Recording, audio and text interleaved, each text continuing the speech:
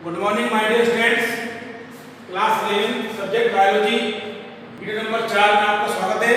पिछले वीडियो में हमने आपको प्रोकैरियोटिक एवं यूकैरियोटिक कोशिकाओं के बारे में अध्ययन कराया था और उसमें अंतर करवाया था। ध्यान दीजिएगा, अब आती है यूकैरियोटिक कोशिकाएं जिन्हें हम बोलते हैं पादप कोशिका और तंतु कोशिका। तो हमें इनके बारे में पढ़ना चाहिए पहले। पादप कोशिका क्या होती है, तंतु कोशिका क्या होती है, क्योंकि ये विकसित प्रकार की कोशिकाएं होती हैं। तो देखेंगे इनमें सबसे पहले हम पढ़ते हैं अंतर, पादप कोशिका और तंतु कोशिका में अंतर। तो ध्यान दीजिएगा, डालेंगे पादप कोशिका, पादप कोशिका एवं जंतु कोशिका। जंतु कोशिकाओं में अंतर, difference between plant cell and animal cell. ऐसे आप हेडिंग डाल लीजिएगा, प्लांट सेल पादप कोशिका एवं जंतु कोशिका एनिमल सेल में अंतर का डिफरेंस। अब देखिएगा, अंतर करने के लिए हमें क्या करना चाहिए। जब भी किसी टॉपिक के अंदर अंतर पूछे तो हमें सारणी बना करके अंतर बताना चाहिए। तो देखिएगा, एक टेबल बना रहा हूं मैं आपके सामने, सारणी, उसको आप देखना ध्यान से। इधर आ जाती है पादप कोशिका,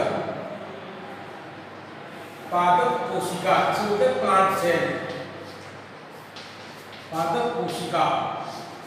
इधर आ जाती है जंतु कोशिका, एनिमल सेल, जंतु कोशिका। ऐसे आप अंतर कीजिए, कर लीजिएगा। इधर आ जाएगा आपके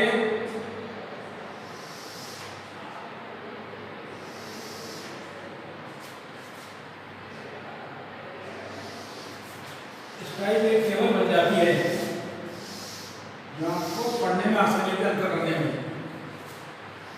ऐसे अब देखिएगा, यहाँ जाते हैं आपके क्रम संख्या और इधर आ जाएगा आपकी इस कॉलम में लक्षण। तो हम इस कॉलम थोड़ा बड़ा करते हैं।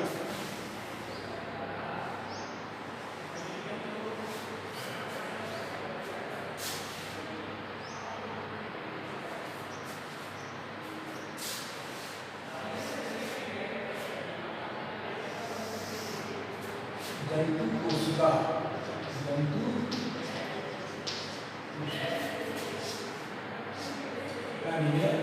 अब हम क्या बनाते हैं, डायग्राम बनाते हैं। पहले प्लांट सेल, प्लांट सेल और ये एनिमल सेल, एनिमल सेल। ठीक है, अब देखेंगे पादप कोशिका डायग्राम बनाते हैं। तो उस पर क्या बनाते हैं, डायग्राम। तो देखो ध्यान से,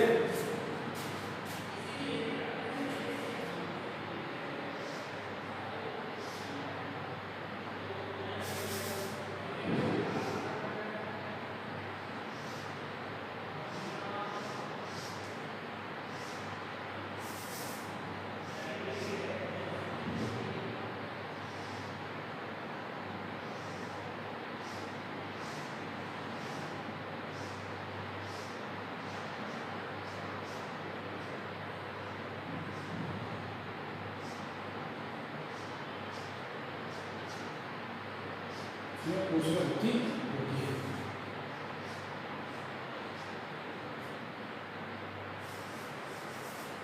बड़ी रिक्तिका होती है और रिक्तिका की उसके कारण जो केंद्र होता है वो परिधि की ओर होता है।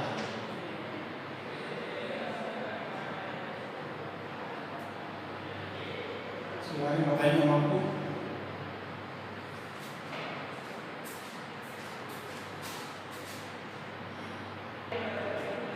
तो देखिए, ये पादप कोशिका का डायग्राम है और ये जंतु कोशिका का डायग्राम है।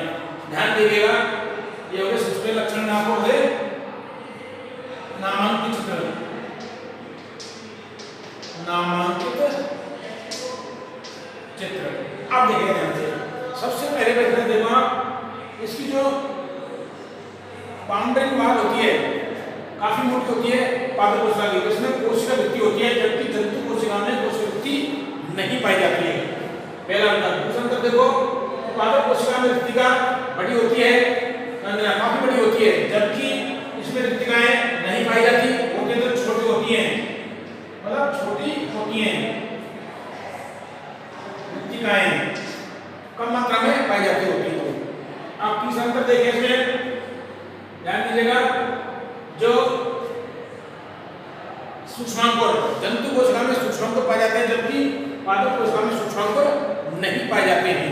और दूसरी बात, इसमें जंतु कोशिका में प्लाज्मोडेस्माटा पाए जाते हैं, प्लाज्मोडेस्माटा, जबकि पादप कोशिका में प्लाज्मोडेस्माटा पाए जाते हैं, जिनके द्वारा कोशिका का जीवद्रव्य एक कोशिका दूसरी कोशिका में आ जा सकता है। और देखिएगा और अंतर है हयग्रीवक, पादप कोशिका में हयग्रीवक पाए जाते हैं, जबकि जंतु कोशिका में हयग्रीवक नहीं पाए जाते हैं। गोल्जिका में देखिएगा, जंतु कोशिका में गोल्जिका विकसित होता है, क्योंकि पादप कोशिका में गोल्जिका को डिप्टेसोम कहते हैं, पादप कोशिका में गोल्जिका को डिप्टेसोम कहते हैं। और आगे अंतर देखो कि पादप कोशिका में जो जीवद्रव्य होता है वो कम मात्रा में होता है, जबकि जंतु कोशिका में जीवद्रव्य अधिक मात्रा में होता है। और देखिएगा, जंतु कोशिका में माइटोकॉन्ड्रिया अधिक मात्रा में पाए जाते हैं, जबकि पादप कोशिका में माइटोकॉन्ड्रिया कम मात्रा में पाए जाते हैं।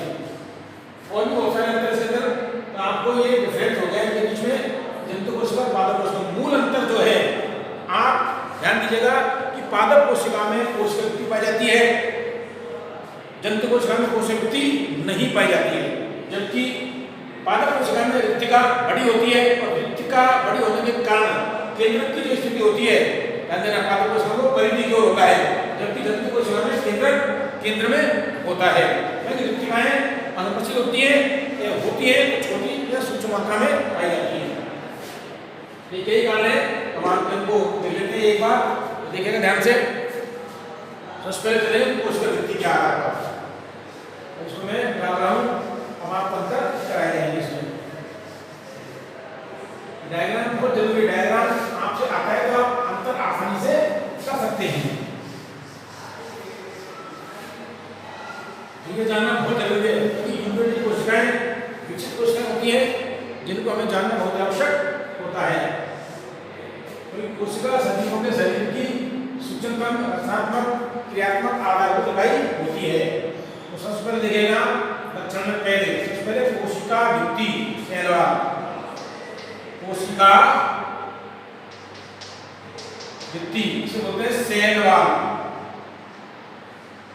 दीवार, कोशिका दीवार। ध्यान दीजिएगा, पादप कोशिका में कोशिका भित्ति पाई जाती है, और किसकी बनी होती है, सेलुलोज की बनी होती है। तो देखिएगा पादप कोशिका में, ध्यान दीजिएगा, पादप कोशिका में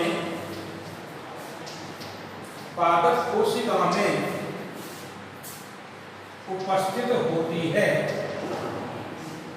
पादप कोशिका में उपस्थित होती है, और सेलुलोज की बनी होती है, सेलुलोज की बनी होती है। ध्यान दीजिएगा, सेलुलोज की बनी होती है। अब देखिएगा जंतु कोशिका, जंतु कोशिका में ध्यान दीजिएगा बेटा, कोशिका भित्ति अनुपस्थित होती है। देखिएगा जंतु कोशिका में, जंतु कोशिका में या कोशिकाओं में कोशिका भित्ति किसी चीज में कोई दिक्कत नहीं है, अनुपस्थित होती है, अनुपस्थित होती है, जंतु कोशिका में अनुपस्थित होती है। दूसरा अंतर देखें आप, दूसरा अंतर में आपको पहले लक्ष्य देते हैं, लक्ष्य होता है आपके रिक्तिका, क्या होती है, वैक्यूल, रिक्तिका, रिक्तिका या राजधानी, वैक्यूल, वैक्यूल। तो ध्यान देना, पादप कोशिका में रिक्तिका बड़ी होती है, जो कोशिका के, जो कोशिका में परिधि की ओर स्थित होती है। ध्यान दीजिएगा, देखो पादप कोशिका में रिक्तिका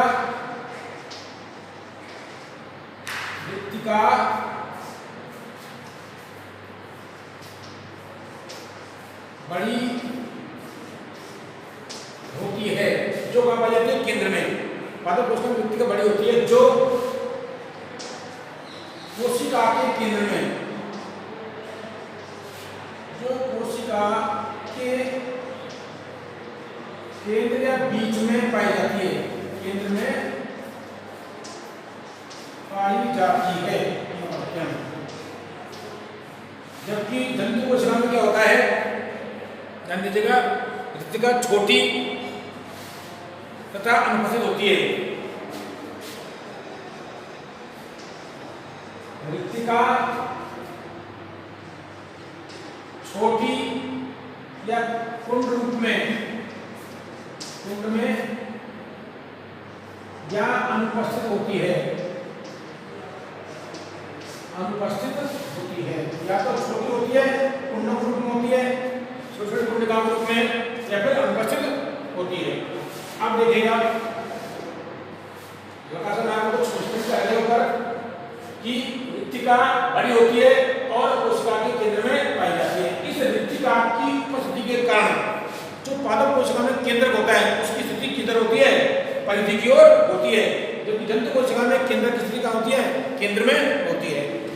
ये बोलना चाहिए था। तो आगे देखो आप, अब देखो केंद्रक की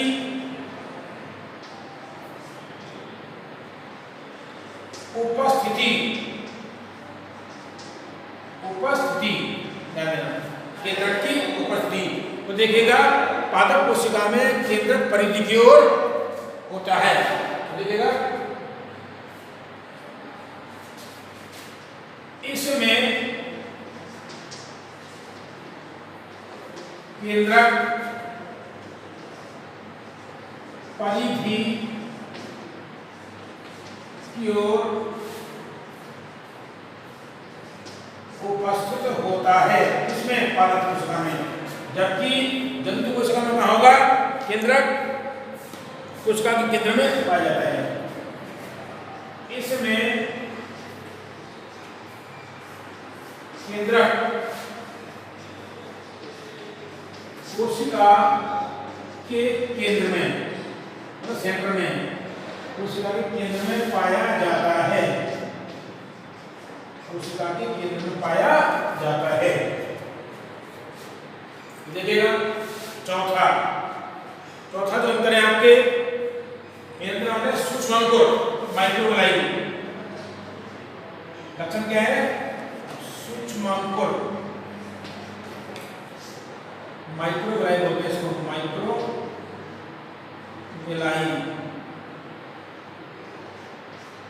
ध्यान देना, पादप कोशिका में अनुपस्थित होते हैं सूक्ष्मांकुर। तो देखो सूक्ष्मांकुर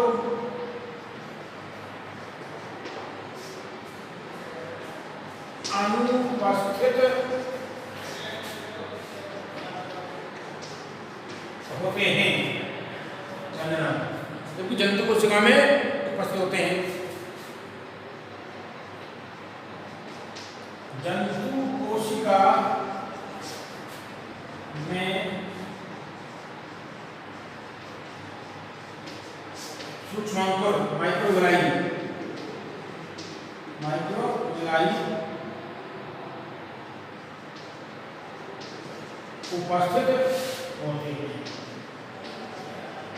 उपस्थित होते हैं। एक बार बहुत देखिएगा, क्या देंगे? कोशिका रिक्तिका केंद्रक की उपस्थिति, सूक्ष्मांकुर। ध्यान देना, कोशिका रिक्ति पादप कोशिका में कोशिका रिक्ति पाई जाती है और किसकी बनी होती है? रासायनिक रूप से सेल्यूलोज की बनी होती है। जबकि जंतु कोशिका में कोशिका रिक्ति अनुपस्थित होती है। दूसरा अंतर देखें, रिक्तिका बड़ी होती है, इसमें पादप कोशिका में मैंने आपको डायग्राम के द्वारा बताया था, जो कोशिका के केंद्र में पाई जाती है। ध्यान देना, पादप कोशिका में रिक्तिका काफी बड़ी होती है, जो कोशिका के केंद्र में पाई जाती है, बीचों बीच में। जबकि जंतु कोशिका में रिक्तिका छोटी होती है या कुंडिकाओं के रूप में या कुंड के रूप में पाई जाती है, यदि होती है तो, या फिर उपस्थित होती है। अब देखिएगा तीसरा जो अंतर है इसमें केंद्रक की उपस्थिति। पादप कोशिका में केंद्रक परिधि की की ओर प्रस्तुत होता है। क्यों होता है? क्योंकि केंद्र में मृत्तिका बड़ी होती है, इसलिए केंद्रक परिधि की ओर उपस्थित होता है। जबकि जंतु कोशिका में केंद्रक कोशिका के केंद्र में पाया जाता है, मतलब सेंटर में पाया जाता है। क्यों? कारण यही है कि जंतु कोशिकाओं में मृत्तिकाएं छोटी होती हैं, यदि पाई जाती हैं तो, और यदि अनुपस्थित होती हैं। आगे देखो सूक्ष्माणुकोश। सूक्ष्माणुकोश बहुत ही एक ऐसी रचना होती है इंपॉर्टेंट, जो जंतु कोशिका में ही पाई जाती है, जबकि मानव कोशिका में होती है, अनुपस्थित होती है। 5 उत्तर है इसमें जाएगा आपको हरित लवक, बहुत इंपॉर्टेंट है। हरित लवक, हरित लवक क्लोरोप्लास्ट, इसको बोलते हैं क्लोरोप्लास्ट। इसमें क्लोरोप्लास्ट ध्यान दीजिएगा बेटा। सूक्ष्माणुकोश तो देखो हरित लवक क्लोरोप्लास्ट ध्यान देना। हरित लवक पादप कोशिका में उपस्थित होते हैं, जबकि जंतु कोशिका में अनुपस्थित होते हैं। आप देखिए हरित लवक, हरित लवक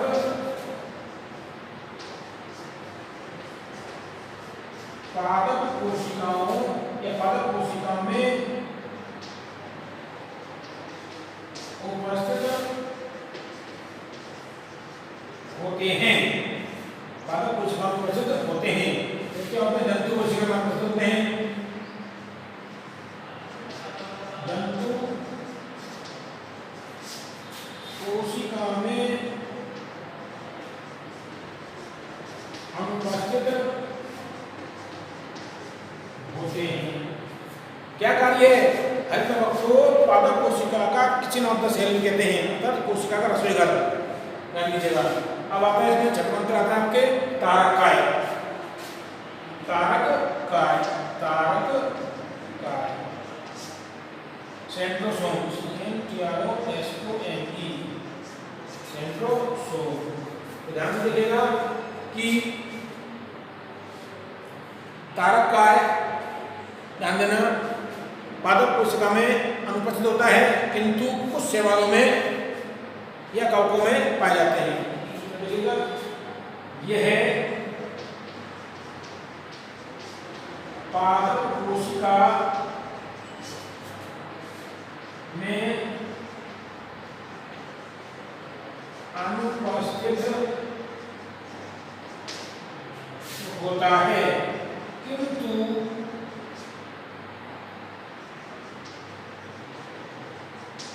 शैवालों में, कवकों में पाया जाता है। ध्यान दीजिएगा कि पादप कोशिका में तो सेंट्रोसोम अर्थात तारककाय अनुपस्थित होता है, किंतु कुछ शैवालों या हम ये भी कह सकते हैं शैवालों एवं कवकों में पाए जाते हैं। क्या? तारककाय। अब देखिएगा जंतु कोशिकाओं में ये पाया जाता है, ध्यान देना तारककाय उपस्थित होते हैं इनमें जंतु कोशिकाओं में, इनमें तारककाय उपस्थित होते हैं, इनमें तारककाय उपस्थित होते हैं। तो देखिएगा और भी अंतर है इसके में दिखाऊंगा आपको। तो देखिए मेन अंतर है कोशिकावृत्ति, मृत्तिका, केंद्रक की उपस्थिति, सूक्ष्माणुकोश, हरित लवक और तारककाय। अब ध्यान दीजिएगा आगे जो अंतर आएगा आपको उसमें आ जाएगा कि पादप कोशिका में जो भोजन होता है वो किस रूप में संचित होता है, और जंतु कोशिका में जो होता है वो भोजन किस रूप में संग्रहित संचित होता है। तो नेक्स्ट टॉपिक में आपको लक्षण में आपका सार्थक जो लक्षण हो जाएगा वो आता है, ध्यान देना, भोजन, संचित भोजन।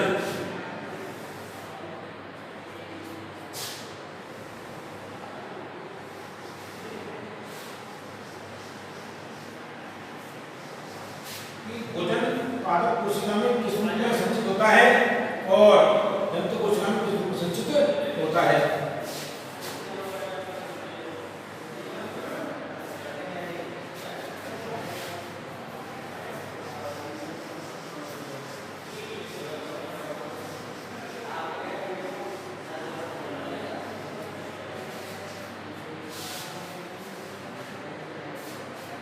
और फरमाइएगा सातवां लक्षण है संचित भोजन।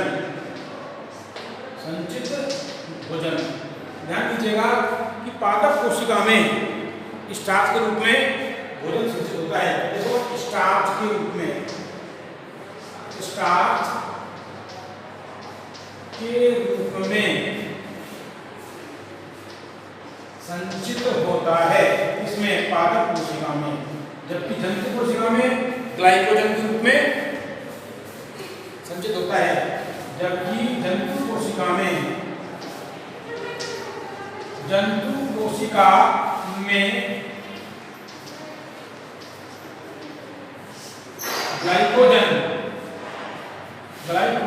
के रूप में संग्रहित या संचित होता है।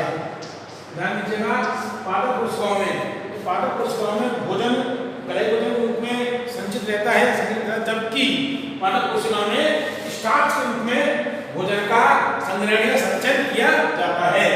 नेक्स्ट पॉइंट में आप देखिएगा आपको कि कोशिकाओं का जुड़ना, कि पादप कोशिकाएं आपस में कोशिकाएं कौन सी रचना के द्वारा जुड़ी होती हैं, ध्यान देना बहुत इंपॉर्टेंट है। हो जाता है कि कोशिकाओं का जुड़ना,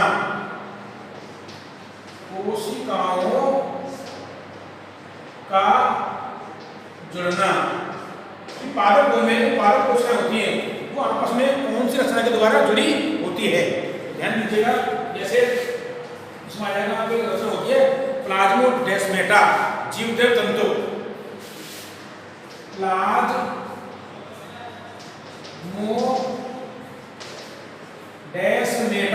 से होते हैं जीवदेव तंतु, हिंदी में जीवद्रव्य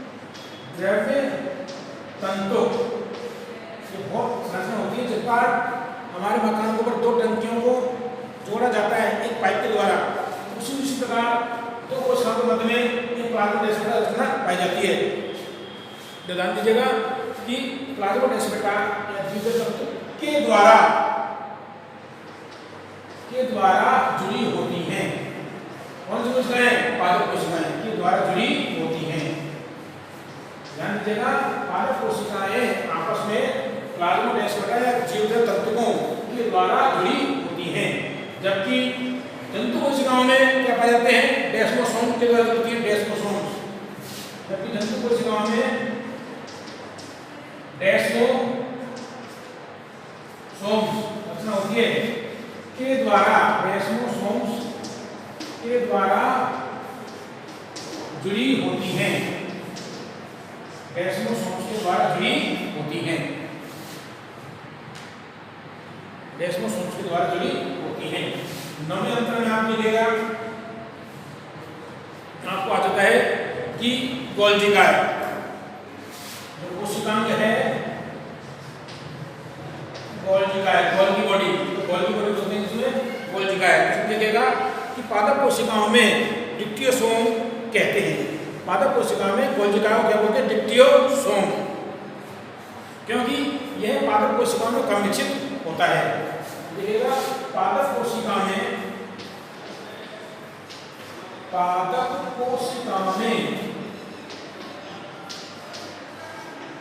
गोल्जी काय को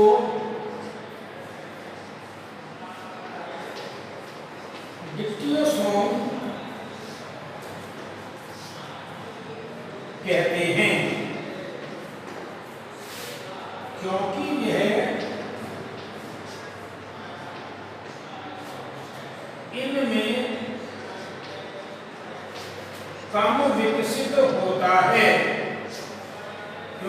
इनमें कम विकसित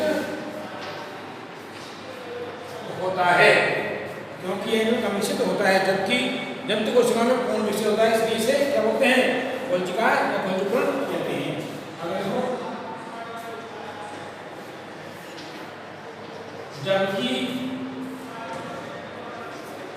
जंतु कोशिका में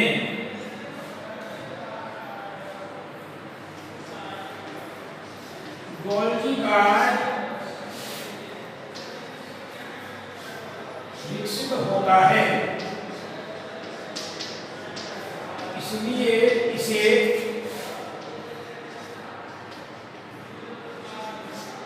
गोल्जी का या गोल्जी उपकरण कहते हैं। क्या कहते हैं? ध्यान देना कि पादप कोशिकाओं को गोल्जिकाएं को डिक्टियोसोम कहते हैं क्योंकि यह कम विकसित होता है, जबकि जंतु कोशिकाओं में गोल्जिकाएं अधिक विकसित होता है, अधिक विकसित होता है। ध्यान देना, जब जंतु कोशिकाओं में गोल्जिकाएं अधिक विकसित होता है इसलिए इसे गोल्जी उपकरण या गोल्जिकाएं कहते हैं, क्योंकि इसकी खोज करने वाले गोल्जी थे, इसलिए उसके नाम पर क्या दे दिया? गोल्जी उपकरण, गोल्जिकाएं।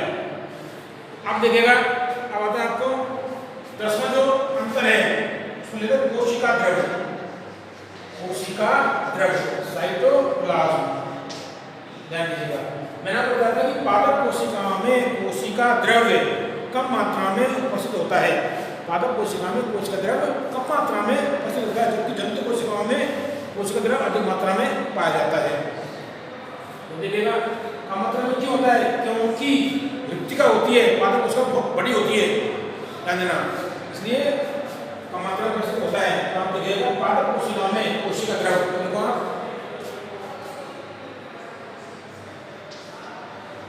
पादप कोशिका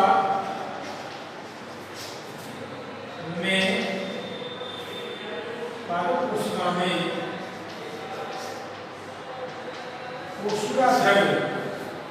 कोशिका द्रव्य कम मात्रा में पाया जाता है। कोशिका द्रव्य कम मात्रा में पाया जाता है, कम मात्रा में पाया जाता है। इसका कारण यह होता है कि मृत्तिका बड़ी होने के कारण। अब देखो, जबकि कोशिका द्रव्य जंतु कोशिका में, जंतु कोशिका में कोशिका द्रव्य अधिक मात्रा में पाया जाता है। तो आप देखिएगा, ये अंतर, इसके अंदर 10 अंतर आगे में आप ये पादप कोशिका में कोशिका द्रव्य कम मात्रा में पाया जाता है, जबकि जंतु कोशिका में कोशिका द्रव्य अधिक मात्रा में पाया जाता है। तो आप उनको इसके साथ ये वीडियो समाप्त होता है। फिर हम अगले वीडियो में कोशिका की संरचना का समग्र अध्ययन करेंगे। धन्यवाद।